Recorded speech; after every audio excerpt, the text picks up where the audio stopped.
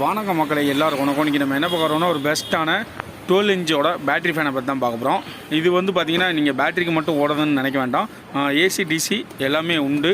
அதுக்கப்புறம் வந்து பார்த்திங்கன்னா கலர்ஸ் வந்து பார்த்திங்கன்னா 3 கலர்ஸ் அவைலபிளாக இருக்குது. ரெட்டு, பச்சை கலரு, அந்த மாதிரி நிறையா இருக்குது. ஒரு 4 கலர் இருக்குதுன்னு நினைக்கிறேன். நம்மகிட்ட இருக்குது, நம்ம லாஸ்ட்டில் நான் காட்டுறேன். இப்போ வந்து பார்த்திங்கன்னா உங்களுக்கு ரொம்ப ஒரு குவாலிட்டி வந்து பார்த்திங்கன்னா பக்காவாக இருக்கும்.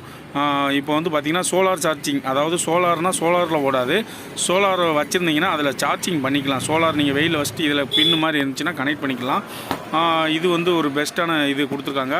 அதுக்கப்புறம் டைரெக்டாக நீங்கள் ஏசிலையும் ஓடும். ஏசியில் ஓடும் போது என்ன ஆகுனா உங்களுக்கு ஏசியிலே சார்ஜிங் ஆகிக்கிடும். நீங்கள் கரண்ட்டு போச்சுனோன்னா ஆட்டோமேட்டிக்காக டிசியில் மாற்றி விட்டிங்கன்னா டிசியில் ஓடும். இதுதான் இதோட கண்டிஷனு. இப்போ வந்து பார்த்திங்கன்னா ரெக்கை வந்து பார்த்திங்கன்னா நல்லா ஒரு நார்மலாக நல்லா ஒரு குவாலிட்டியாகவும் கொடுத்துருக்காங்க.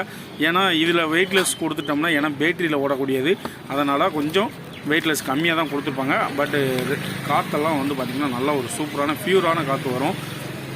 இது வந்து பார்த்திங்கன்னா மேனுவல். நீங்கள் மேனுவலை பார்த்து ஃபிட் பண்ணுறது பெரிய விஷயம் கிடையாது. மேனுவல் இருக்குது, மேனுவலை பார்த்துட்டு புரியாதவங்க மேனுவலை பார்த்து ஃபிட் பண்ணிக்கோங்க. இது நான் வந்து எப்படின்னு நானே ஃபிட் பண்ணிட்டேன். இதில் வேறு எதுவுமே இருக்காது, மோட்டர் எல்லாமே அவங்களே ஃபிட் பண்ணியிருப்பாங்க. அப்படியே ஓட்டினாலும் ஓட்டலாம். உங்களுக்கு நான் வந்து பார்த்திங்கன்னா ரெக்கை ஃப்ரண்ட் ரெக்கை வந்து மாட்டலை, சும்மா நான் ரெக்கையை மட்டும் மாட்டிட்டு நான் உங்களுக்கு ரிவ்யூ பண்ணுறேன். கொஞ்சம் வெயிட் பண்ணுங்கள், நான் காட்டுறேன். இப்போ வந்துங்கன்னா வீடியோ மட்டும் ஸ்கிப் பண்ணாமல் பாருங்கள். அப்படின்னா தான் உங்களுக்கு நான் அடுத்து இந்த பேட்டரியோட ஃபேனோட குவாலிட்டி தெரியும். வித் எல்இடி இருக்குது, எல்இடி எல்லாமே இருக்கும். அதுக்கப்புறம் வந்து பார்த்திங்கன்னா ஏசி டிசிக்கு இங்கே இந்த சைடில் சுவிட்ச் இருக்குது. ஏசி டிசினா சென்ட்ரு வந்து பார்த்திங்கன்னா ஆஃபில் இருக்கும், டிசினா மேலே, ஏசினா கீழே, இந்த மாதிரி தான் இருக்கும். அந்த சென்ட்ரு பட்டன் வந்து ஹை ஸ்பீடு, லோ ஸ்பீடு அந்த பட்டன் கொடுத்துருப்பாங்க. அதுக்கப்புறம் வந்து பார்த்திங்கன்னா இப்போ வந்து பார்த்திங்கன்னா மாட்டி வச்சாச்சு. ஃப்ரெண்டு ரெக்கை இருக்குது, இல்லாமல் இல்லை. நான் வந்து எனக்கு அடுத்த ஆளுக்கு விற்கக்கூடியது, நான் இதை மாட்டிட்டு நான் உள்ள எனக்கு டைம் இல்லை, அதனால் அந்த ஃப்ரெண்ட் ரெக்கையை மட்டும் மாட்டலை. ஸோ நான் இந்த முடிஞ்ச அளவுக்கு இதை மட்டும் நான் ரன் பண்ணி காட்டுறேன், ஓகேவா? இப்போ வந்து பார்த்திங்கன்னா உங்களுக்கு ஆன் பண்ணி காட்டினீங்கன்னா இப்போ வந்து பார்த்திங்கன்னா ரெக்கை வந்து பார்த்திங்கன்னா அந்த கேமரா இருக்கிறனால கொஞ்சம் ஸ்லோவாக தெரியுது. ஏன்னா இது கொஞ்சம் ஹெச்டி கேமரானால கொஞ்சம் நீங்கள் ஃப்ரண்டில் அதாவது வந்து பார்த்திங்கன்னா அந்த ஸ்பீடை காட்ட முடிக்குது. பார்த்திங்கன்னா ரெக்கை ஸ்லோவாக போகிற மாதிரி இருக்குது. நீங்கள் நேரில் பார்த்தீங்கன்னா ஃபுல்லாகவே இருக்கும், நல்லா ஸ்பீடாக தான் ஓடிக்கிட்டு இருக்குது. அதுக்கப்புறம் வந்து பார்த்திங்கன்னா குவாலிட்டி வந்து பார்த்திங்கன்னா பக்கா குவாலிட்டியாக இருக்கும். சார்ஜிங்கோட ப்ளேபேக் டைம் வந்து பார்த்திங்கன்னா 12 ஹவர்ஸ் அப்படியே கண்டிப்பாக நிற்கும்.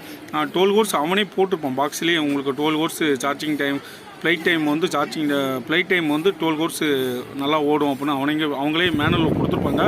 அதுக்கப்புறம் நீங்கள் சார்ஜிங் பண்ணுற டைமும் நீங்கள் ஏசியில் ஓடும் போது அது எப்படியும் ஒரு 2 மணி நேரம் 3 மணி நேரம் ஓடுங்களோ ஆட்டோமேட்டிக்காக அது சார்ஜ் ஆகிடும்.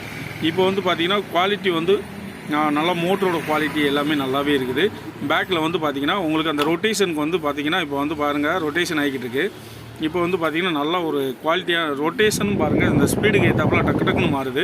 சில ஃபேனில் வந்து பார்த்திங்கன்னா போயிட்டு அப்படியே ஸ்லோவாக வரும், இது அப்படியெல்லாம் இல்லை, நல்லா டக்கு டக்குன்னு போயிட்டு வருது.